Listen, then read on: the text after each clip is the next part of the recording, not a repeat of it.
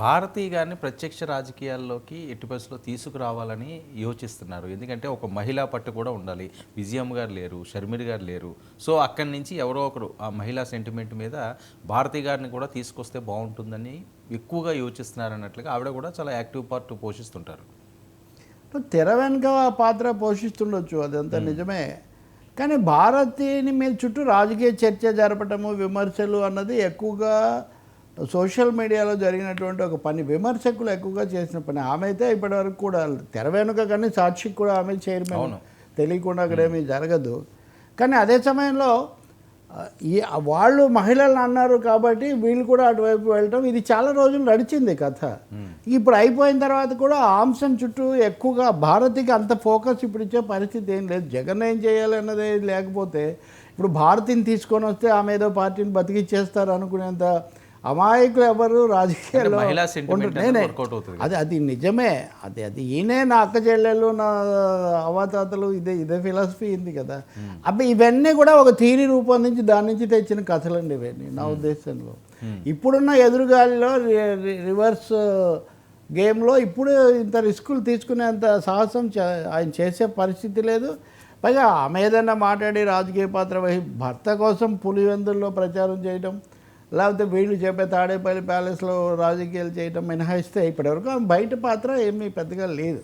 కానీ నిజం చెప్పాలంటే ఆమెను టార్గెట్ చేస్తున్నారు, మీరు ఎవరు కాపాడడం లేదని ఒకసారి మీకు గుర్తుంటే మంత్రుల మీద జగన్ చాలా తీవ్రంగా ఆగ్రహించారని వార్త వచ్చింది. అప్పుడు వచ్చిన వార్త ఇదే, అంటే భారతిని టార్గెట్ చేస్తుంటే మీరు ఎవరు ఏమీ చేయడం లేదు. నిజానికి వాళ్ళు కూడా చంద్రబాబు కుటుంబాన్ని టార్గెట్ చేసి నిజానికి ఎక్కువ సమస్య అప్పటికే తెచ్చున్నారు. కాబట్టి ఈ రాజకీయాలు మన మహిళలను గౌరవంగా చైతన్యవంతంగా చేస్తే చాలా మంచిది. కానీ ఈ రాజకీయ వివాదం చుట్టూ చర్చ చుట్టూ తిప్పడం వల్ల పెద్ద ఉపయోగం ఏం లేదు. షర్మిల అయినా, సునీత అయినా, లేదా భారతి అయినా, భారతి అయితే వాళ్ళ మేరకు కూడా ప్రత్యక్షంగా రాజకీయాల్లోకి రాలేదు కదా. కాబట్టి భర్తకు తోడుగా ఉండొచ్చు, అది అందులో ఏం సమస్య లేదు. కానీ ఆమె ఇప్పుడు వచ్చి ఏదో పోటీ చేసి రాజీనామాలు చేసేటంత రాజకీయ సాహసం చెయ్యలేరండి. ఇప్పుడు ప్రధానమైన విషయం అది. రిస్క్ అంటున్నాను కదా, సీరియస్ రిస్క్ అది. ఉన్నవి కొన్ని రోజులైనా కాపాడుకోవాలి, కొంచెం వాతావరణం మారాలి అని చూస్తారు. కానీ తామే రాజీనామా చేసి, రాజీనామాలు చేస్తారు. ఉదాహరణ కరుణానిధి చేశాడు, ఎందుకు ఇద్దరే గెలిస్తే ఆయన నేను సభకు పోలేనని రాజీనామా చేశాడు. అవును, అట్లాంటివి జరుగుతాయేమో కానీ ఇట్లా జరిగే అవకాశం తక్కువ. ఇంకా విజయమ్మ పేరు మీరు కొన్ని సైట్స్లో అది కూడా చూడొచ్చు. ఆమె ఇప్పుడు అటు కూతురు ఇటు కొడుకు మధ్యలో తల్లిగా ఏదో నడిపిస్తున్నారు. ఇప్పుడు ఆమె మళ్ళీ పోటీ చేసి ఎన్నికల్లో అంత పరిస్థితి ఎక్కడి నుంచి వస్తుంది చెప్పండి. మరొక అంశం సార్, ఇక్కడ షర్మిల గారు కాంగ్రెస్ పగ్గాలు చేపట్టున్నారు. ఒకవేళ వీళ్ళు ఊహించినట్లుగా 5 సంవత్సరాలు సరే ఒక స్టెప్ వేద్దామని ఆలోచన జరిగితే వాళ్ళిద్దరూ అక్కడ ఇమిడే పరిస్థితి ఉంటుందా? ఆయన విభేదించే కదా ఇప్పుడు బయటకు వచ్చింది. అందుకనేనండి అది అంత ఆచరణ సాధ్యం కాదంటున్నావు. చాలా బలంగా ఇప్పటికి కూడా బీజేపీని జగన్మోహన్ రెడ్డి బలపరుస్తున్నారు. చంద్రబాబు నాయుడు ఎన్డీఏలో భాగస్వామిగా ఉండి ప్రభుత్వంలో ఉండి ఆయన బలపరచడం ఏం కాదు, తోడుగానే ఉన్నారు ఆయనకి భాగస్వామిగా. జగన్ లేదా వైసీపీ విషయానికి వస్తే వాళ్ళు ఇప్పటికి కూడా పూర్తిగా బీజేపీని బలపరుస్తున్నారు. మీకు గుర్తుంటే కనుక లోక్సభ పార్లమెంట్ సమావేశాల్లో బీజేపీ ఏమాత్రం ఇష్టపడని హిందుత్వ సమస్యలు వీటన్నిటిని రాహుల్ గాంధీ చాలా ఎఫెక్టివ్గా బలంగా సవాల్ చేశారు. ఆ తర్వాత టీఎంసీ సభ్యురాలు మహువా మైత్రా కూడా చాలా విమర్శలు చేశారు. ఇవన్నీ అయిన సమయంలో ఎన్డీఏ భాగస్వాములు ఎవ్వరూ బీజేపీని బలపరుస్తూ పెద్దగా మాట్లాడలేదు. మీరు చూస్తే సభలో బీజేపీ నాయకులే లేచి మోదీకి లేకపోతే హిందుత్వకు మద్దతుగా మాట్లాడారు. కానీ ఎన్డీఏ ప్రధాన భాగస్వాములుగా తెలుగుదేశము, జేడీయూ లేకపోతే చిరాగ్ పాషా ఇట్లాంటి వాళ్ళు తక్కువ మాట్లాడారు. కానీ రాజ్యసభలో వైసీపీ మాట్లాడింది. వైసీపీ సభ్యురాలు ఆమె ఇంకొక ఆమె తనుజ, ఐ థింక్ సంబడి, వాళ్ళు కూడా కొంచెం మోదీ ప్రభుత్వానికి అనుకూలంగా మాట్లాడి మేము మీతో ఉన్నామనే ఒక ప్రయత్నం అక్కడ చూపించుకునే ప్రయత్నం చేశారు.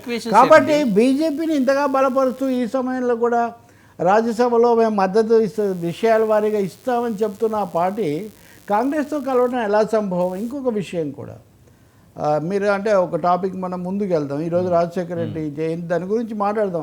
ఆ సందర్భంగా బహుశా షర్మిల సాధించిన ఒక అంశం ఏదైనా ఉంటే సోనియా గాంధీ ఈ 75వ జయంతి అని ఆయనకు ట్రిబ్యూట్స్ పే చేస్తూ ప్రత్యేకమైన సంతకంతో ఓ పెద్ద కార్డు ఆమె విడుదల చేశారు. అది షర్మిల గారు వాస్తవంగా ఇన్వైట్ చేశారు నన్ను కూడా. నేను నిజానికి కుదరక నేను వెళ్ళలేదు. ఇదిగోండి సోనియా గాంధీ స్పెషల్ ట్రిబ్యూట్స్తో రాజశేఖర రెడ్డి లెజెండ్ ఇవన్నీ అని చెప్పి అంటే ఇవి ఒక 10 ఏళ్ల కిందకి వెళ్ళి మీరు ఒకసారి గుర్తు చేసుకోండి. సో వాళ్ళు కూడా వస్తారన్నారు, రాలేదు. రేవంత్ రెడ్డి అయితే వెళ్తున్నారు. సోనియా గాంధీ ఇందులో ఎలాంటి పదాలు వాడారంటే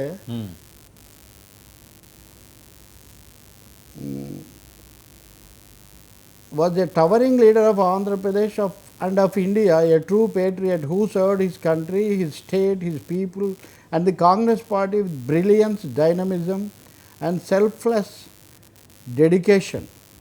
సో ఆయన లెజెండ్ అనమాట. లెజెండ్ అనే మాట కూడా ఇందులో we will always be guided and inspired by his wisdom and his vision. Sonia Gandhi అంటున్నారు ఈ మాటలు. కాంగ్రెస్ పార్టీకి for whom I had the highest regard both as a human being and as a valued colleague in the Congress party. We continue to మౌన్ every day. We continue to mourn every day the absence of this great leader. Continue to mourn every day the absence of this great leader who had so much to give to the nation, the party and the people of Andhra Pradesh when his life so tragically cut short. కాబట్టి ఎంత చాలా సూపర్లేటివ్స్లో the Congress party will continue to grow in strength to serve the people in his light అని ఆయన వెలుగులో. కాబట్టి చెప్పాలంటే సోనియా గాంధీ ఇలా చేయాలి. ఆమె పేరుతో ఇన్విటేషన్ వాస్తవానికి షర్మిల పేరు కంటే సోనియా గాంధీ పేరు. అయిన తర్వాత రాహుల్ గాంధీ ఈరోజు ఒక వీడియో విడుదల చేశారు. ఈరోజు దాంట్లో ఏంటి, రాజశేఖర రెడ్డికి ఉన్న సాహసము, తెగింపు, ధైర్యం, అంకిత భావం అవన్నీ షర్మిలలోనే నేను చూశాను. కాబట్టి షర్మిల నాయకత్వంలో కాంగ్రెస్ పార్టీకి ఉజ్వల భవిష్యత్తు ఉంటుంది అని ఇదే మాట ఆ పార్టీ ఎక్కువగా చెప్తుంది. ఆయన ఎవరు ఇదివరకు అధ్యక్షుడిగా రఘువీరారెడ్డి లాంటి వాళ్ళు కూడా అదే చెప్తున్నారు. ఈరోజు సాయంత్రం తాడేపల్లిలో ఫంక్షన్ హాల్లో పెద్ద ఇది పెట్టారు. రేవంత్ రెడ్డి ఇంకా ఐ థింక్ ఇండియా కూటమిలో ఉన్న కమ్యూనిస్ట్ నాయకులు వీళ్ళందరూ కూడా అక్కడికి వెళ్తున్నారు. ఉభయ కమ్యూనిస్ట్ పార్టీలు ఇంకా రాజశేఖర రెడ్డి అభిమానులు. అందుకని ఒక పెద్ద ఇది జరుగుతుంది. ఆ పార్టీ ప్రయత్నం చేస్తుంది. ఆయన కాంగ్రెస్ చీఫ్ మినిస్టరే కదా. జగన్ బయటకు వచ్చి పోటీ చేసి వేరే వైఎస్ఆర్ ఆయన పేరుతో పెట్టి లేదా ఆయన పేరులో ఉన్న అక్షరాలతో పెట్టి విజయం సాధించారు. కానీ అందువల్ల అది జరుగుతుంది, ఆ పోటీ జరుగుతుంది తప్పకుండా.